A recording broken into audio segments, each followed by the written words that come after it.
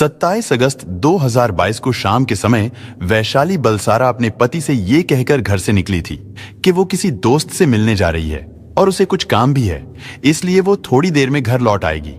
इस पर पति हरेश बलसारा ने भी वैशाली से ज्यादा कुछ नहीं पूछा, क्योंकि वैशाली एक सिंगर थी तो इसलिए परफॉर्मेंस के लिए उसे कई लोगों को मिलना होता था। और फिर शाम 6:45 पर वैशाली अपनी कार से निकल गई। लेकिन जब कई घंटे बीत जाने के बाद भी वैशाली घर नहीं लौटी तो हरेश बलसारा ने पत्नी वैशाली को फोन किया, लेकिन उसका फोन स्विच ऑफ आ रहा था। इसके बाद हरेश ने अपने रिश्तेदारों और जानने वालों को भी फोन किए, लेकिन वैशाली के बारे में कहीं से भी कुछ पता नहीं चला। अब हरेश को वैशाली की चिंता होने लगी थी। इसके बाद हरेश ने तुरंत अपनी गाड़ी निकाली और वैशाली को ढूंढने के लिए निकल पड़ा। बहुत तलाश करने पर भी ना तो उसे वैशाली मिली और ना ही वैशाली ने उसका फोन उठाया। हरेश ने सोचा कि शायद वैशाली किसी काम में बिजी हो और हो सकता है वो देर रात तक लौट आए। यही सोचकर हरेश वापस अपने घर लौट आए और वैशाली का इंतजार करने लगे। इंतजार करते करते सारी रात बीत गई, लेकिन वैशाली अपने घर नहीं लौटी।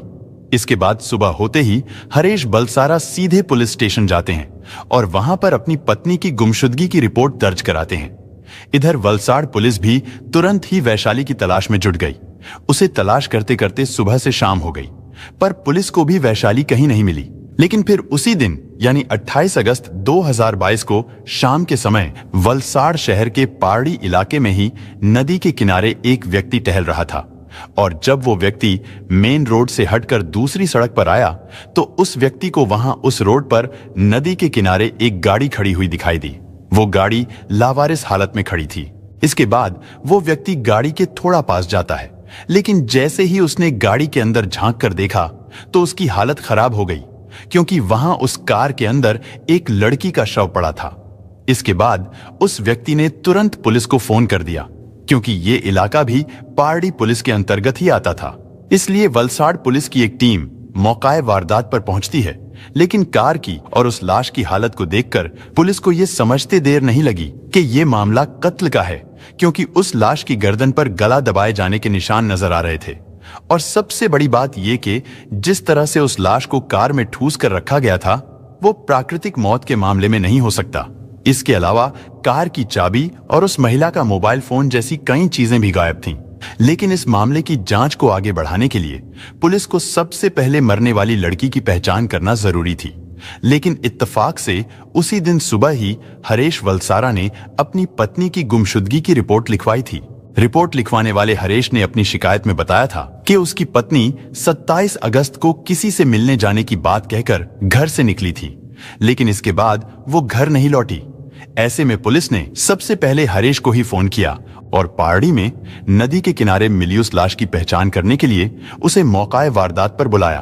उससे पुलिस ने कहा कि हमें पारडी इलाके में नदी किनारे एक बलेनो कार में किसी महिला का शव मिला है, इसलिए आप जल्दी से घटना स्थल पर पहुंचकर उसकी पहचान कर लीजिए, क्योंकि हो सकता है ये शव आपकी पत्नी का ही हो। इतना सुनते ही हरेश भागता हुआ मौकाए वारदात पर पहुंचता है। अपनी पत्नी की कार और उसकी लाश को देखते ही हरेश फूट फूट कर रोने लगा। और अब ये बात तो साफ हो गई थी कि मरने वाली लड़की कोई और नहीं बल्कि हरेश की पत्नी वैशाली बलसारा ही है। अब तक पुलिस महकमे के साथ साथ आसपास के लोगों ने भी हरेश और उसकी पत्नी वैशाली को पहचान लिया था, क्योंकि हरेश और वैशाली इस इलाके के लोगों के लिए जाना पहचाना चेहरा थे। जहां वैशाली एक मशहूर गरबा सिंगर थी तो वहीं उसका पति हरेश भी एक मशहूर गिटारिस्ट था। लेकिन अब सवाल यह था कि आखिर वैशाली का कत्ल कैसे हुआ। शहर के इस इलाके में सुनसान जगह पर उसी की कार के अंदर उसकी जान किसने ली। आखिर वैशाली से किसी की क्या दुश्मनी हो सकती थी। क्या ये कोई रिश्तों के दांव पेंच का अंजाम था, या प्रॉपर्टी से जुड़ा कोई विवाद, या फिर कुछ और। इन सब बातों का पता लगाने के लिए पुलिस ने सबसे पहले वैशाली की लाश को पोस्टमार्टम के लिए भिजवा दिया।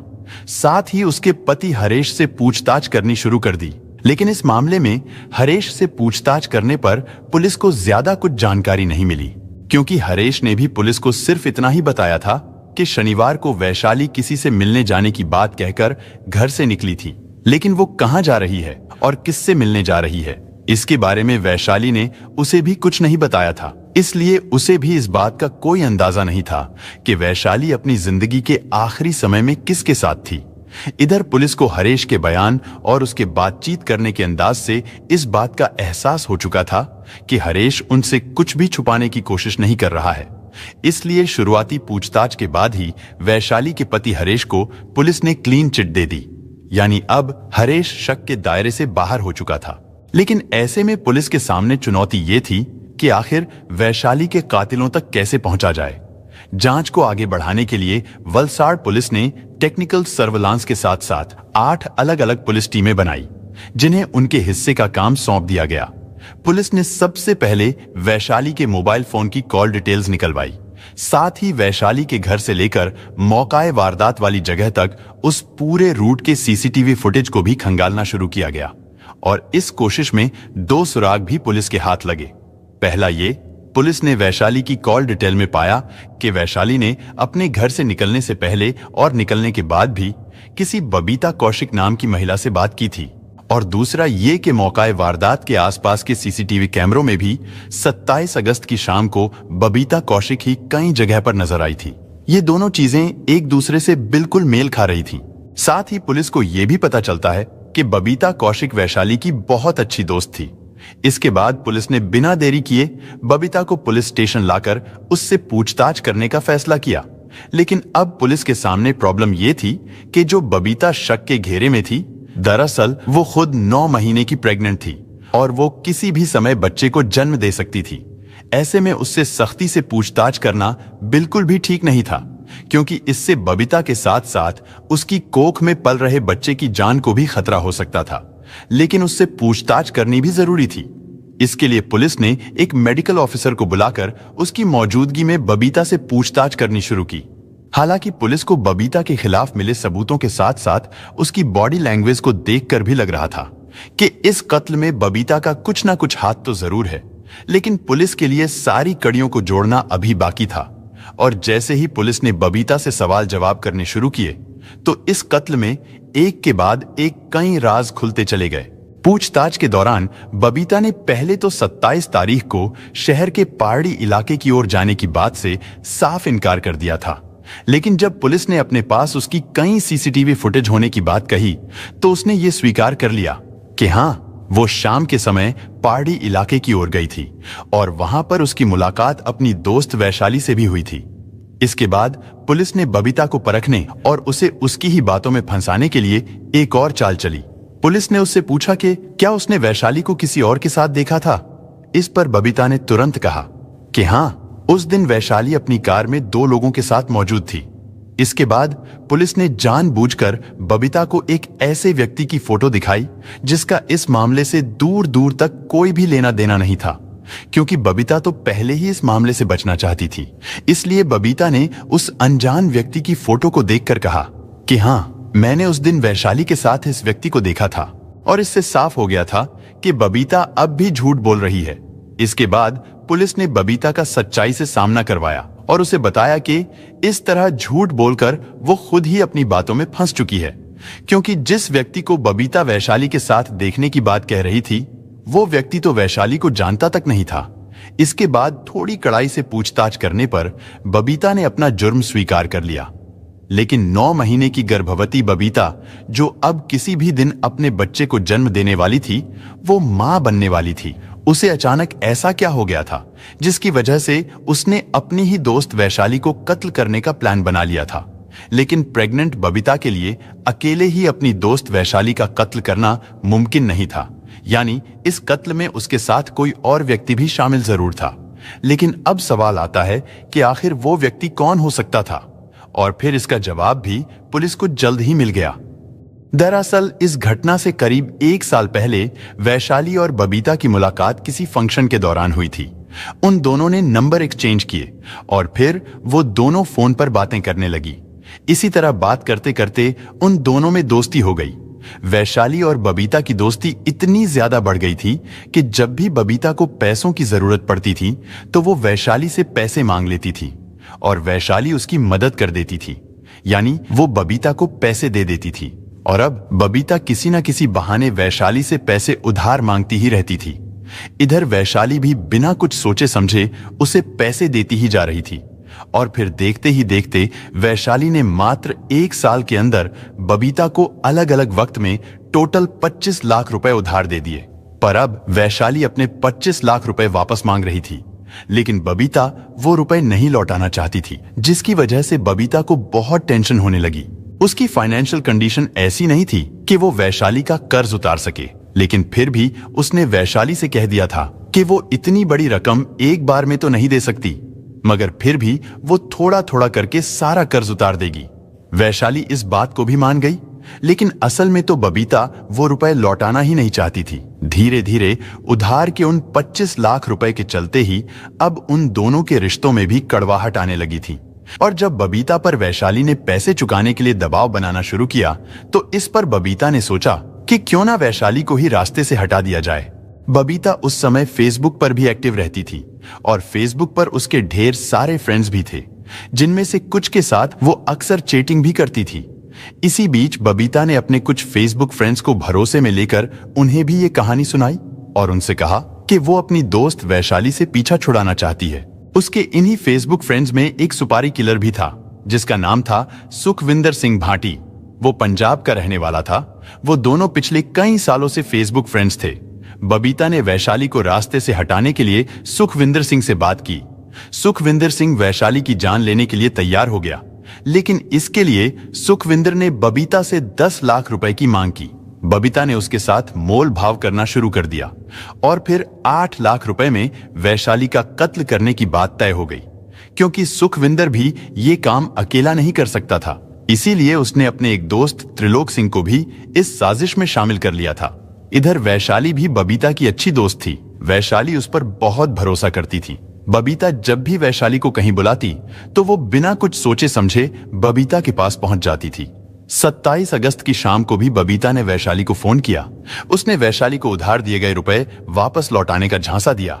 इसके बाद तयशुदा प्लान के मुताबिक 27 अगस्त की शाम को बबीता और 2 सुपारी किलर्स वलसाड़ के पहाड़ी इलाके में खाली पड़ी एक डायमंड फैक्ट्री में पहुंचते हैं। बबीता अपनी स्कूटी से आई थी, लेकिन प्लान के अनुसार उसने अपनी स्कूटी को वारदात वाली जगह से करीब 1 किलोमीटर पहले ही पार्क कर दिया था। बबीता वहां से ऑटो में बैठकर खाली पड़ी उस डायमंड फैक्ट्री में पहुंच गई।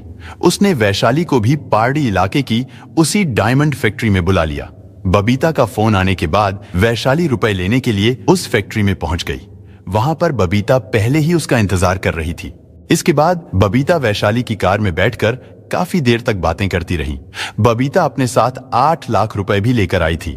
उसने वो रुपए वैशाली को दिए और कहा कि इन्हें एक बार चेक कर लो। वैशाली पैसे गिनने लगी, लेकिन तभी वो दोनों सुपारी किलर वहां आकर खड़े हो गए। बबीता ने उन दोनों सुपारी किलर्स को अपना कजिन बताकर वैशाली की कार में बैठा लिया, लेकिन कार के अंदर आते ही उन दोनों ने पहले तो क्लोरोफॉर्म सूंघाकर वैशाली को बेहोश कर दिया और फिर गला घोंटकर उसकी जान ले ली। इसके बाद उन्होंने लाश को उठाकर पीछे की सीट पर डाल दिया और फिर सबूत मिटाने के इरादे से वैशाली की कार में ही उसकी लाश को लेकर नदी के किनारे पहुंचे। वहां पर वो लोग कार और लाश को लावारिस हालत में छोड़कर फरार हो गए। बबीता अपने साथ 8 लाख रुपए लेकर आई थी और ये रुपए उसे वैशाली को देने थे, लेकिन वैशाली से पीछा छुड़ाने के लिए उसने वही 8 लाख रुपए सुपारी के तौर पर उन किराए के कातिलों को दे दिए थे। इस बयान के आधार पर पुलिस ने बबीता को अरेस्ट कर लिया था। साथ ही पुलिस ने पंजाब से एक सुपारी किलर सुखविंदर को भी अरेस्ट कर लिया था। लेकिन इस पूरी घटना में सबसे ज्यादा हैरान करने वाली बात यह थी कि वैशाली ने अपनी दोस्त बबीता को 25 लाख रुपए देने जैसी इतनी बड़ी बात अपने पति हरेश से भी छुपा रखी थी। यानी वैशाली ने अपने पति को कभी भी इस बात की भनक नहीं लगने दी कि उसने बबीता को इतनी बड़ी रकम उधार के तौर पर दे रखी है। उसका पति हरेश तो ये भी नहीं जानता था कि आखिर वैशाली के पास इतना पैसा कहां से आया था। और तो और वारदात वाले दिन भी जब बबीता ने वैशाली को फोन करके रुपए चुकाने के बहाने बुलाया था, तब भी वैशाली ने अपने पति को ये नहीं बताया था कि वो अपनी दोस्त बबीता से उधार में दिए गए 25 लाख रुपए वापस लेने जा रही है। और यही वजह थी कि वैशाली की गुमशुदगी की रिपोर्ट लिखवाते समय हरेश ने भी 25 लाख रुपए जैसी किसी बात का जिक्र नहीं किया था। अगर वैशाली के फोन की कॉल डिटेल्स में उसकी बबीता से आखिरी बार हुई बातचीत सामने नहीं आती और अगर उस दिन बबीता फैक्ट्री की तरफ जाते हुए सीसीटीवी कैमरा में कैद ना हुई होती तो शायद वैशाली का ये राज भी हमेशा हमेशा के लिए उसकी मौत के साथ ही दफन हो जाता। लेकिन एक गर्भवती महिला की इतनी भयानक साजिश और अपनी ही दोस्त के साथ गद्दारी की ये कहानी सुनकर पूरा गुजरात हैरत में पड़ गया था। पुलिस को भी इस बात का यकीन नहीं हो रहा था कि वैशाली की सबसे करीबी दोस्त बबीता ही उसकी कातिल निकलेगी। इसके बाद पुलिस ने चार्जशीट तैयार करके उन्हें कोर्ट में पेश किया, जहां से उन्हें जेल भेज दिया गया था। फिलहाल इस केस के बारे में बात करें तो इस कत्ल में शामिल रहे सभी आरोपियों पर वैशाली के खिलाफ साजिश रचने, कत्ल करने, सबूत मिटाने जैसे आरोपों के तहत अभी भी कार्रवाई चल रही है। दोस्तों, इस घटना को सुनाने का उद्देश्य किसी का दिल दुखाना नहीं है, किसी को परेशान करना नहीं, बल्कि आपको जागरूक करना है, आपको सचेत करना है। दोस्तों, इस पूरी घटना के बारे में आपकी क्या राय है, कमेंट बॉक्स में जरूर बताएं। और अगर हमारी मेहनत पसंद आई हो तो इस वीडियो को लाइक करते हुए शेयर भी करें। अगर आपने अब तक चैनल को सब्सक्राइब नहीं किया है तो हमारे चैनल को सब्सक्राइब कर लीजिए। धन्यवाद।